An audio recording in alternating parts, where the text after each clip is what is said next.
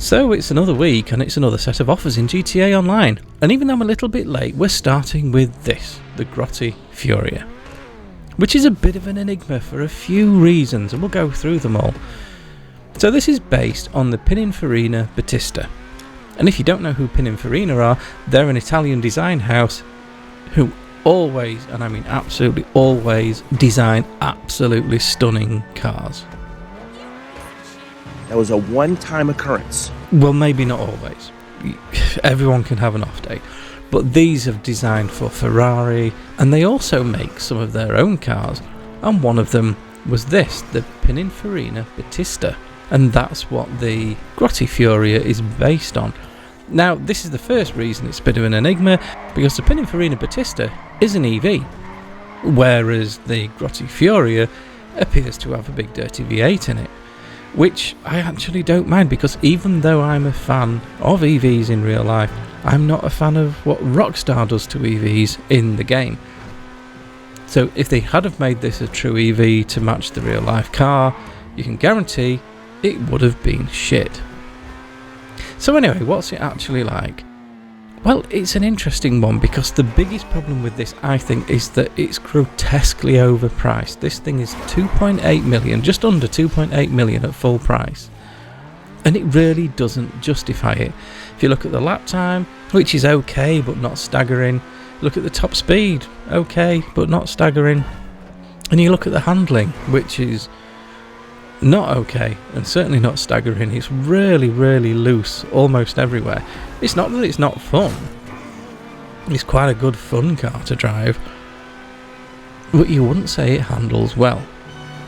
And that leads me on to one of the other things that really bugs me about this car. Well, actually, I don't think it bugs me about this car, it bugs me about other cars. Because when Rockstar put this car together, they gave it the coolest doors in the game.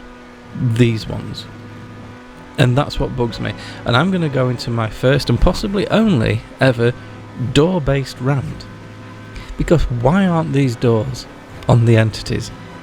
This is what's called a dihedral synchrohelix actuation. No science, mate. And it's pretty much a trademark of Koenigsegg. So every Koenigsegg that you ever see has these really fancy doors on, and they look so cool. But the entities in the game, which are mostly based on Koenigsegg's, don't have that. So I just kind of assumed it was a bit too tricky to do, but I decided to put it on a car that isn't a Koenigsegg and not put it on any of the Koenigsegg's. And it really does belong on there. I mean, no one said it better than Mr. Martin Brundle himself. What a lovely example of a dihedral synchrohelix door actuation. Anyway, back to the car. So it's on offer this week, and it's a bit of an interesting week, because whilst there are a lot of decent cars, there isn't a lot new for me to give a brand new test on. So you've got the Torero Classic, which is a fabulous thing, you should definitely buy it.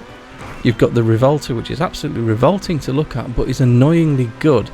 I have one, I can't bring myself to sell it because it's quite a good car, but I also can't bring myself to drive it because it looks like it was designed by a 3-year-old with a spade.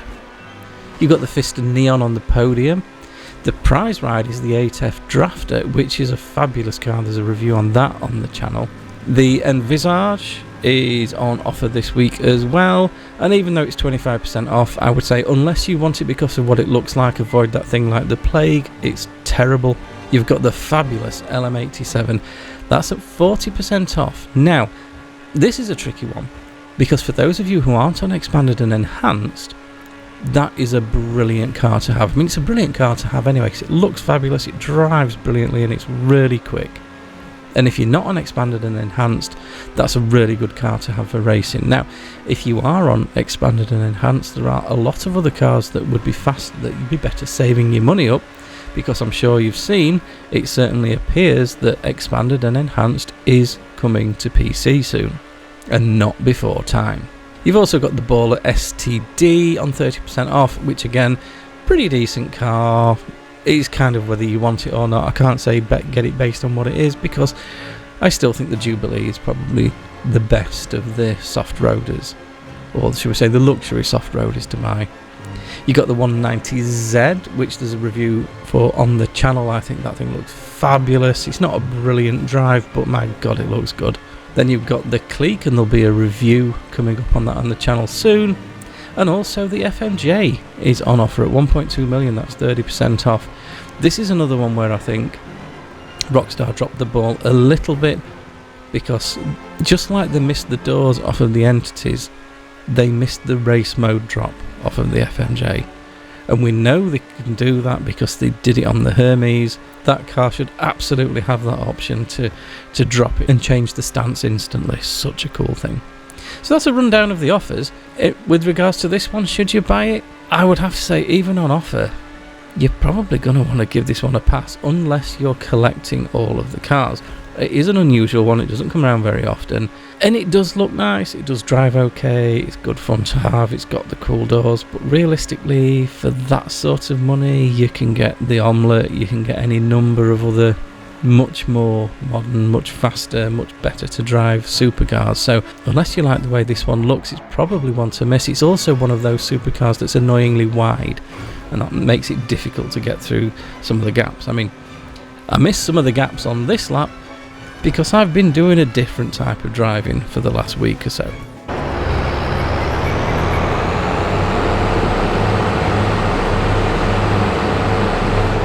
So maybe I was just a little bit out of practice, and that's also probably why I ended up missing the last checkpoint, so I'll just have to time this lap manually. So top speed wise, here's the time it managed to hit for the top speed. And here's the time it managed to do for the full lap. And last but by no means least, here's where it sits on the lap board.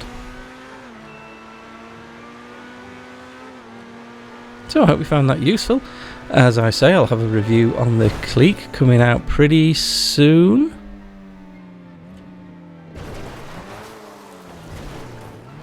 And then it looks like it's another week for me to get back into the longer videos and finally try and get one of those out for you. So I hope you found all that useful. Take care of yourselves, and I'll see you in the next one.